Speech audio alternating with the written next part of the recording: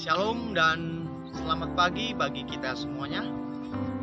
Sebelum kita mendengar firman Tuhan, mari kita berdoa. Allah Bapa di sorga, dalam Yesus Kristus, terima kasih untuk berkat-Mu hari ini. Sukacita, keselamatan dan anugerah yang baru kami nikmati sampai saat ini. Kami akan mendengarkan firman-Mu, beri kami kekuatan dan hikmat untuk hidup di dalam kebenaran-Mu. Dalam nama Yesus Kristus, firman yang hidup, kami berdoa. Amin. Bapak Ibu Saudara terkasih, firman Tuhan hari ini terambil dari Mazmur pasal yang ke-80 ayat yang ke-5. Demikian firman Tuhan. Tuhan semesta alam, berapa lama lagi murka-Mu menyala, sekalipun umat-Mu berdoa? Tuhan Allah semesta alam, berapa lama lagi murka-Mu menyala, sekalipun umat-Mu berdoa? Bapak Ibu Saudara, firman ini dituliskan oleh Asaf, seorang ahli musik keturunan Lewi pada zaman pemerintahan Raja Daud.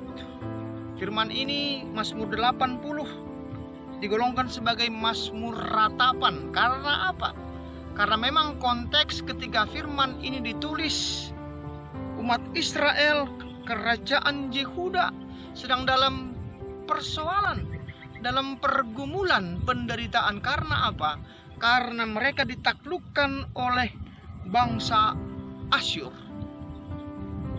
Umat Yehuda dalam persoalan dan pergumulan yang berat. Mereka diperbudak oleh bangsa Asyur. Dan seluruh umat meratap, meminta pertolongan dari Tuhan Allah, supaya Tuhan Allah menyelamatkan mereka dari penderitaan itu. Sekilas firman ini adalah sebuah pertanyaan dari pemazmur Asaf. Sampai kapan Tuhan masih membiarkan umat Yehuda berada di dalam penderitaan? Padahal mereka sudah berdoa, sudah berseru dan memohon pertolongan dari Tuhan Allah. Umat bertanya dalam dirinya, mengapa murka Tuhan masih menyala sekalipun mereka sudah berdoa? Ini sebuah pertanyaan yang berasal dari dalam hati umat Yehuda yang disampaikan oleh pemazmur Asaf dalam firman ini. Sekaligus sebuah permohonan agar Tuhan menolong mereka melewati masa-masa sulit dan hidup di dalam kebahagiaan, karena mereka adalah umat Allah. Bapak Ibu Saudara, dalam konteks saat ini sama seperti firman ini, seluruh dunia sedang meratap karena pandemi virus corona yang masih ada sampai sekarang ini.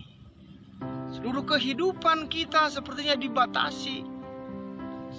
Seluruh gerakan kita dibatasi. Banyak hal yang tidak bisa kita lakukan. Namun di dalam segala persoalan ini kita menemukan banyak hal yang kita pelajari. Kita sebuah pengalaman. Bukan hanya pengalaman hidup sehari-hari, tapi pengalaman rohani. Mungkin kita juga bertanya kepada Tuhan Allah, sampai kapan persoalan ini ada? Sampai kapan pergumulan ini ada di tengah-tengah dunia? Seluruh umat beragama, orang-orang percaya, orang-orang Kristen selalu bertanya dalam dirinya, mengapa Tuhan membiarkan persoalan dan masalah ini ada sampai saat ini? Mengapa Tuhan belum menyelamatkan orang-orang yang percaya dan membebaskan kita dari pergumulan dan persoalan ini? Inilah sebuah hal yang perlu kita renungkan dalam firman Tuhan hari ini. Sama seperti pemazmur, kita berseru kepada Tuhan. Kita minta pertolongan daripadanya agar Tuhan menyelamatkan kita dari penderitaan yang kita alami sekarang ini.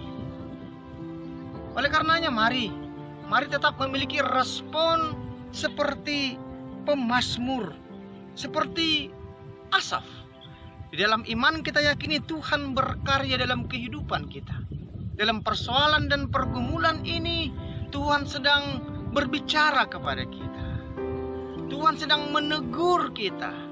Tuhan sedang mendidik kita agar kita menyadari siapa kita di hadapannya, dan kita menyadari kemahakuasaannya dalam kehidupan kita.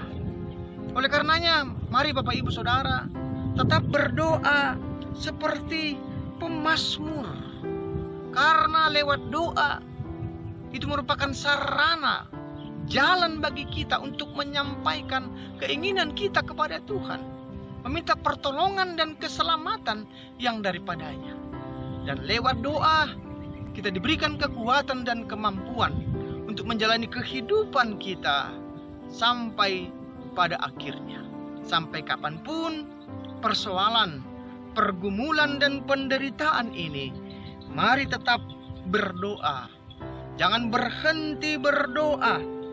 Berdoa yang tidak hanya dari mulut, tidak hanya dari kata-kata, tetapi juga berasal dari hati, bahkan berasal dari roh kita.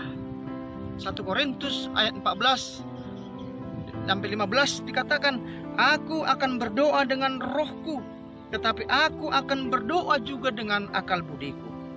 Aku akan menyanyi dan memuji dengan rohku, tetapi aku akan memuji dan menyanyi juga dengan akal budiku.